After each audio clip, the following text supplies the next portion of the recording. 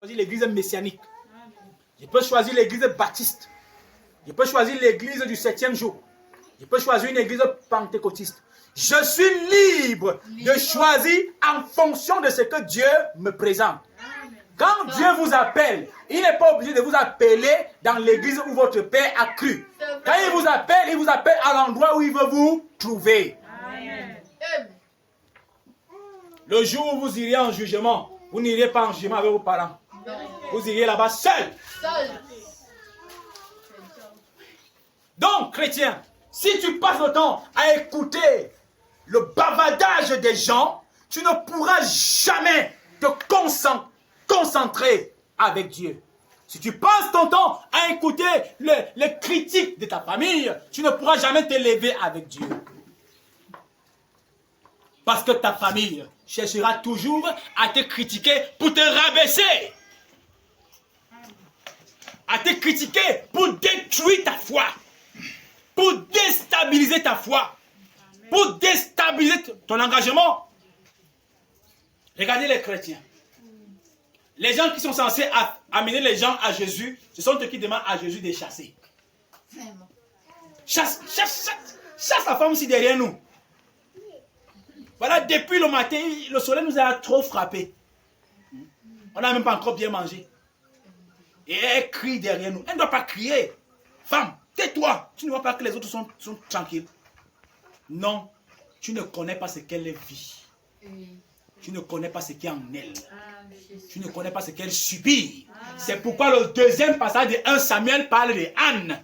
Quand Anne est partie à l'autel pour prier, la Bible déclare que Anne est restée à genoux. Elle murmurait. Elle murmurait. Le pasteur était assis à côté, à l'entrée du temple, adossé à un poteau du temple. Il était là, il lisait la loi, il lisait les brochures. Alors, Anne est entrée. Shalom, pasteur. Shalom. Oh, Anne, comment tu vas? Je vais bien, pasteur. Ah, tu es là? Je suis là, pasteur. Elle a avancé directement à l'autel. Elle s'est prosternée. Elle a commencé à murmurer, à murmurer. Elle ne disait pas à haute voix. Elle murmurait, elle parlait.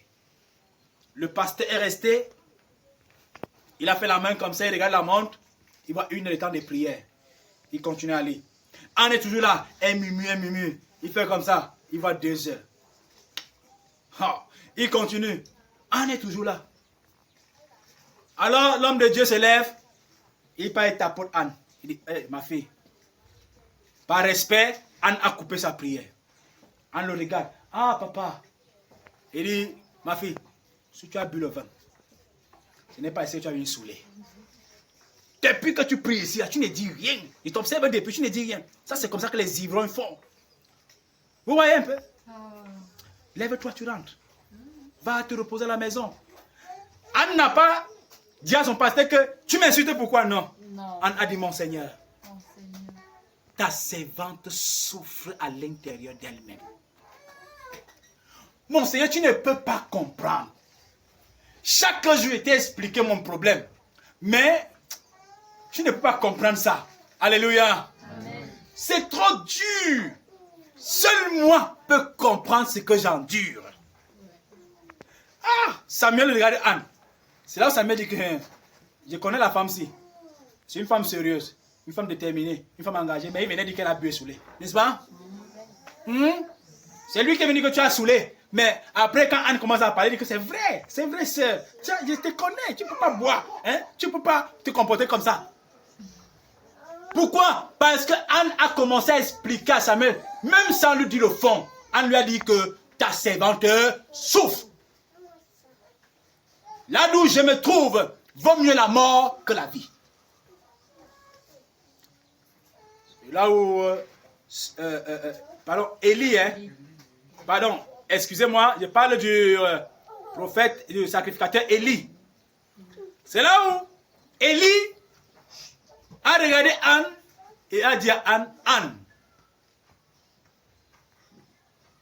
qu'il te soit fait selon tes désirs. Que ta prière soit exaucée. C'est là où le pasteur a compris et a accompagné sa servante dans la prière.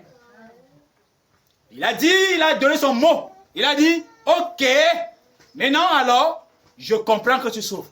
Tu me parlais, je prenais ça à la légère. Maintenant, que Dieu te bénisse. Amen.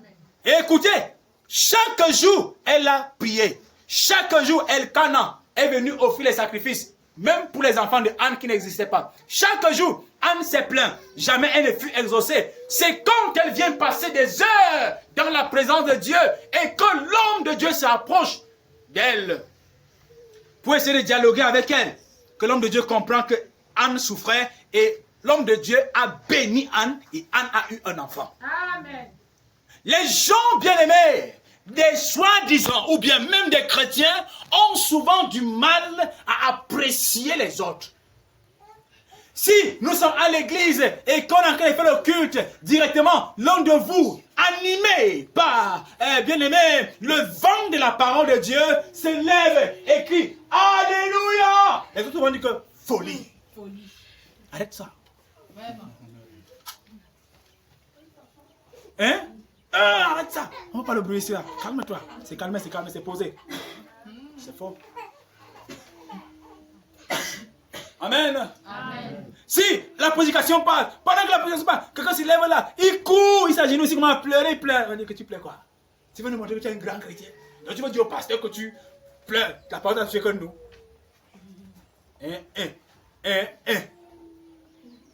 On lance la louange. La louange est en train de passer. Ça te touche. Tu danses, tu t'agenouilles. Tu commences à te rouler au sol. Tu vas dire que ça ne peut pas nous prendre.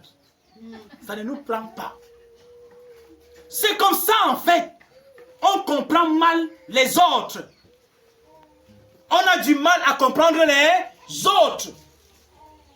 Pourquoi? Parce que nous sommes comme ces disciples qui ne sont même pas affermis, qui ne comprennent pas les choses de l'esprit. Parce qu'enfin, il y a le prophète de Dieu qui donne son témoignage. Il va dans une église, pendant qu'on chantait, il y a une jeune petite fille qui a été conduite par l'esprit. Elle a commencé à danser dans l'esprit. Il a dit dans son cœur qu'il ne peut pas danser comme ça. Ça, ce n'est pas bien.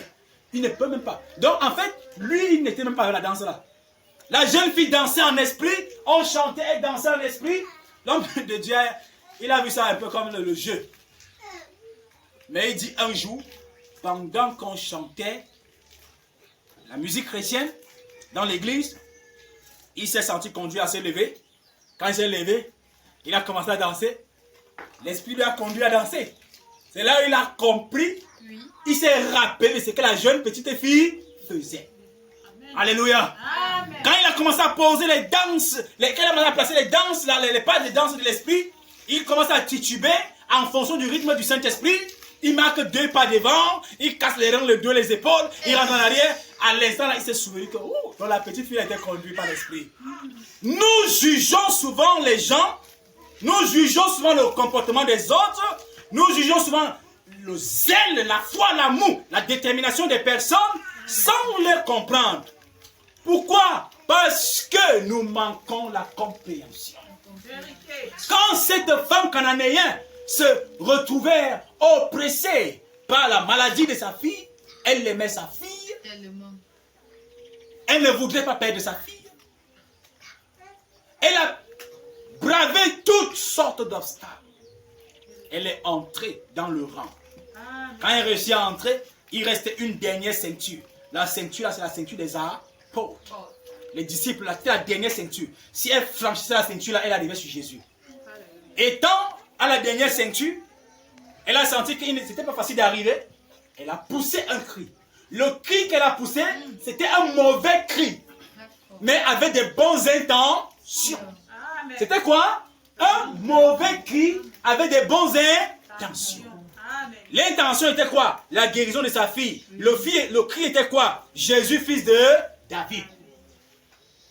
Elle n'était pas censée dire Jésus, fils de David. Elle était censée dire Jésus-Christ, fils de Dieu. Mais Jésus n'a pas regardé sur sa naïveté. Jésus n'a pas regardé sur ses erreurs. Mais Jésus a regardé sur ses intentions. Lequel? La guérison de sa fille. L'apôtre Paul, quand il persécutait les chrétiens, mais il avait les bonnes intentions. Quelle était son intention? C'était sauvegarder la parole de Dieu. Mais ce qu'il faisait était mal. C'est comme aujourd'hui. C'est comme aujourd'hui. Aujourd'hui, pour un peu que quelqu'un n'est pas dans ton église, ça devient la guerre. On ne salue pas ceux qui ne sont pas dans nos églises. Vraiment. On est ennemis aux autres dénominations. Si quelqu'un est protestant et que toi tu es pentecôtiste, la guerre. Des clergés jusqu'aux laïcs, la guerre. Quand quelqu'un est témoin de Jéhovah, toi tu es pentecôtiste, pour toi le témoin de Jéhovah est moins que le chien. Donc tu peux encore donner la valeur à ton chien par rapport à un adepte de Jéhovah. Est-ce que c'est lui le problème? C'est ce qu'il croit. A-t-il voulu devenir comme ça? Non, c'est ce que Dieu a voulu qu'il soit. Je vais vous dire ce matin, chrétiens, n'ayez pas pour ennemis les gens des différentes églises. Amen. Ce sont les créatures de Dieu. Amen. Ce sont vos frères. Ils ont le sang rouge qui est dans votre corps. Votre sang rouge est vif. Ils ont le même sang rouge vif. Ne soyez pas ennemis des catholiques. Ne soyez pas ennemis des protestants. Ne soyez pas ennemis du 7e jour. Non, ce sont des hommes comme vous. Quand il vient à côté de vous, n'affichez pas de mauvaises mines. Aimez-les. Aimez-les. Amen. Aimez-les. Considérez-les. Chérissez-les. Et parlez-leur du Dieu que vous croyez. Amen. Présentez-leur la vérité. Par ailleurs, si quelqu'un n'est pas dans ton église, il y a des gens qui ne saluent même pas. C'est vrai. Ça veut dire, si c'est que tel est protestant, dès qu'il passe, il passe sa route. Ah, il marche. Dès que va le frère là-bas, non, le frère, non, il est peut-être de telle religion. On s'arrête, on se concentre. Maintenant, on passe. On mousse. On mousse. Quand le frère dit même, shalom, on mousse. On se retourne. Bonjour. On passe. Aujourd'hui, regardez. Les pentecôtistes ont de la peine à communier entre eux. Les protestants même ont de la peine à communier entre eux. C'est ça. On veut que les gens dans nos églises. Si tu n'es pas dans notre église, on devient ennemi. Ennemi. Les chrétiens aiment les pasteurs qui sont leurs pasteurs. Et les pasteurs qui ne sont pas leurs pasteurs, ils ne les aiment pas. Ils n'aiment pas. Hein? C'est un peu ça. Si il y a deuil, regardez un peu le deuil. Si la majorité des invités sont catholiques, s'il y a un prêtre catholique, quand il y a la messe, même la mouche ne passe pas. N'est-ce pas? Tout le monde est concentré. Bon, maintenant la majorité est catholique. Le pasteur est pentecôtiste. Les gens vont bavarder. Quand le pasteur est en train de prêcher, les gars vont bavarder. Les gars n'ont pas le temps. Ils n'ont même pas de respect pour cet homme. De même les pentecôtistes.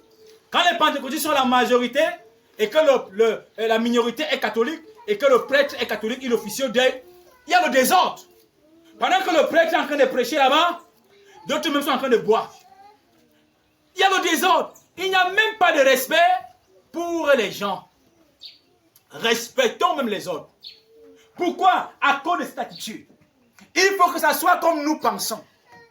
En dehors de ce que nous pensons, cette personne est ennemie. Non. Je ne vous dis pas de croire aux mensonges des églises. Croyez à la parole de Dieu et ne soyez pas ennemis des gens à cause de l'église. Tel n'est pas de mon église, c'est mon adversaire. Non, ce n'est pas ça. On ne fait pas une concurrence. On ne fait pas une compétition. Nous luttons pour le royaume des cieux. Ça veut dire, si mon frère est protestant, je ne le déteste pas parce qu'il est protestant. Je dois l'aimer. Mais je n'aime pas le système protestantiste. Je refuse le système. Mais j'aime mon frère, mais je hais le système. Amen. Vous pensez que si Dieu avait nos cœurs, Dieu ne pas béni les païens? Dieu ne pas béni les pécheurs. Dieu aime le pécheur, mais il hait le péché. Amen. Toutefois que le pécheur peut s'agenouiller pour prier, Dieu l'exauce. Toutefois que le pécheur a un problème, il demande la grâce de Dieu, Dieu l'exauce. Dieu aime sa créature. Amen. Dieu aime sa création, mais Dieu hait le péché. Alors vous aussi, ne détestez plus les chrétiens des autres églises. Aimez les chrétiens des autres églises, mais détestez leur système. Amen. Je déteste le système catholique parce que le système catholique conduit au culte des morts. Des morts. Le système catholique conduit les gens à l'idolâtrie. Je hais le système, mais j'aime les catholiques. Amen. Chaque catholique, en sa place et grade respectif, je l'aime. Je déteste le système des témoins de Jéhovah parce qu'il renie la divinité de Jésus-Christ. Mais j'aime tous les témoins de Jéhovah. Parce que ce sont des hommes comme moi.